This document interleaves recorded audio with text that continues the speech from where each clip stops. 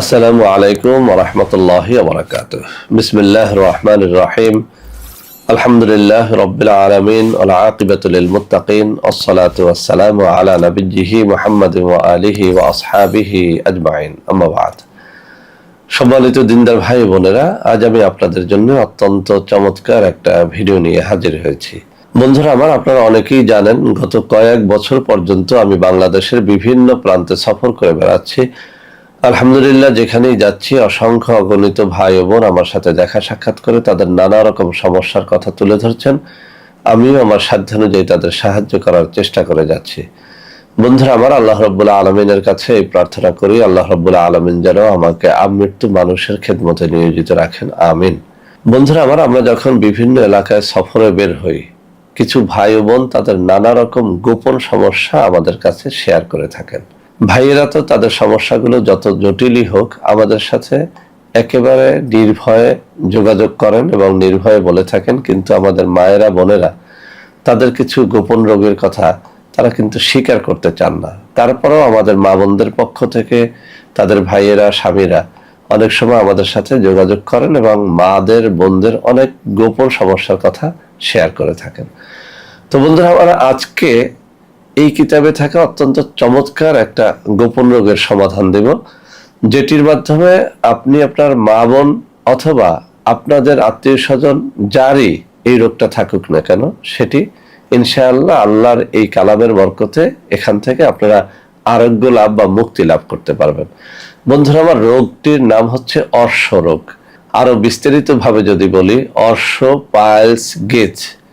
এই কঠিন দুরারোগ্য ব্যাধিতে আপনার সন্তান হোক, ছেলে হোক, মেয়ে হোক, বোন হোক, মা হোক, আপনার যে কোনো আত্মীয় স্বজন হোক অথবা আপনি নিজে হন, যদি অর্শ পাইলস গেজ এই কঠিন দুরারোগ্য ব্যাধিটা যদি আপনার থেকে থাকে, আমি বলবো আপনি নিরাশ হবেন না, হতাশ হবেন না। আমার হাতে থাকা এই নির্ভরযোগ্য কিতাব থেকে অত্যন্ত পরীক্ষিত এই তাবিজটি আপনি যেন ব্যবহার করেন, ইনশাআল্লাহ অর্শ পাইলস গেজ থেকে চিরজীবনের জন্য আপনি মুক্তি পাবেন ইনশাআল্লাহ। বন্ধুরা আমার, অর্শ পাইলস গেজ থেকে মুক্তির জন্য আমাদের অনেক ভাই ও বোন ইন্ডিয়াতে যান, নানান দেশে সফর করে তারপরে এটির অপারেশন করিয়ে থাকেন। বাংলাদেশেও এর এখন অনেক রকমের অপারেশন রয়েছে।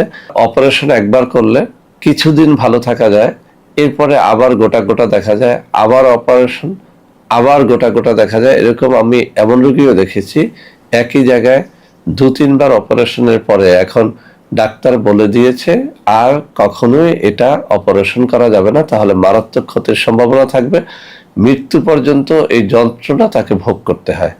তো বন্ধুরা আমার, আমি পরামর্শ দেব অর্শ পাইলস গেজ হলেই আপনি যেন অপারেশনে না যান।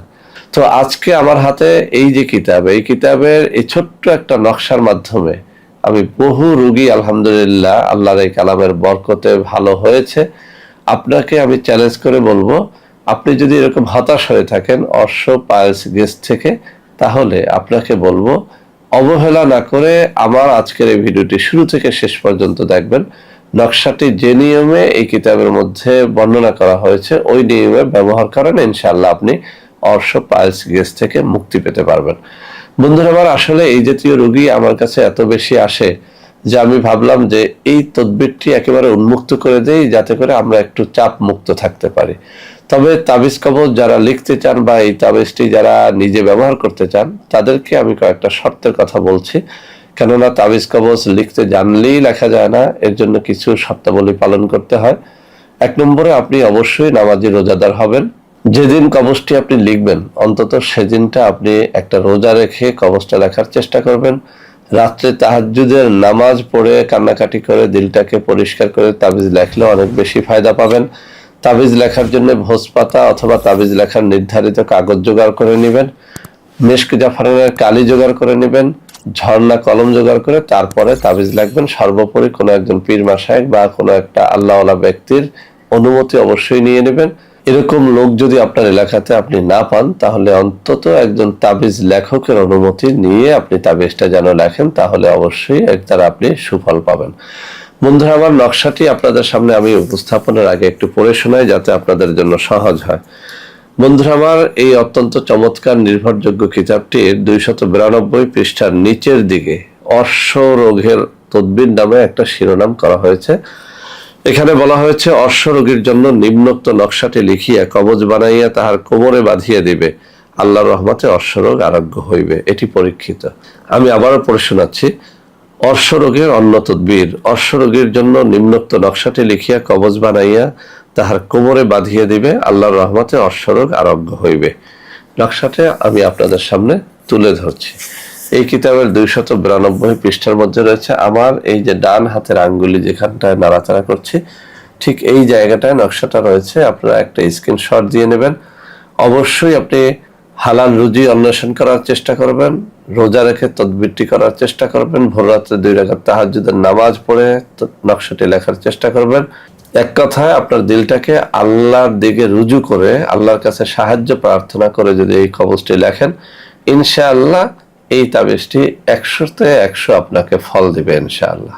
বন্ধুরা আমার, সকল শর্তাবলী পালন করে নকশাটি যদি আপনি নিজের জন্য অথবা আত্মীয় স্বজনের জন্য লিখতে পারেন তো আলহামদুলিল্লাহ ভালো। যারা লিখতে পারবেন না তাদের জন্য আমি হাতে তুলে ধরে কিছু নম্বর দেখিয়ে দিচ্ছি। এইসব নম্বরে যোগাযোগ করলে ইনশাআল্লাহ আপনারা আমার কাছ থেকে এই নকশাগুলো নিতে পারবেন, কুরিয়ারেও নিতে পারবেন, অথবা কোনো একটা অফিসে আমার সাথে সরাসরি দেখা সাক্ষাৎ করেও নিতে পারবেন। বন্ধুরা আমার, আমাদের কিছু অর্গানিক পণ্য রয়েছে, যেসব পণ্য ক্রয় করতে গিয়ে অনেকেই প্রতারিত হচ্ছেন। তাদেরকেও বলবো আমার হাতে তুলে ধরা এইসব নম্বরে যে কোনো পণ্য অর্ডার করলে আপনারা ইনশাআল্লাহ প্রতারিত হবেন না। তো বন্ধুরা আমার, আশা করি আজকের এই ভিডিওটি আপনাদের অনেক অনেক কাজে লাগবে। যাদের অর্শ পাইলস গেজের রোগটা রয়েছে তাদেরকে বলবো আপনারা নিজেরা এবং আত্মীয় স্বজনের মধ্যে এই ভিডিওটি শেয়ার করবেন, যাতে সবাই এর দ্বারা উপকৃত হতে পারে। বন্ধুরা আমার, ভিডিওটি ভালো লাগলে লাইক, কমেন্ট এবং শেয়ার করবেন। আমাদের প্রত্যেকটা চ্যানেলকে ভালোবেসে সাবস্ক্রাইব করবেন। আল্লাহ হাফেজ। আসসালামু আলাইকুম ওয়া রাহমাতুল্লাহি ওয়া বারাকাতুহু।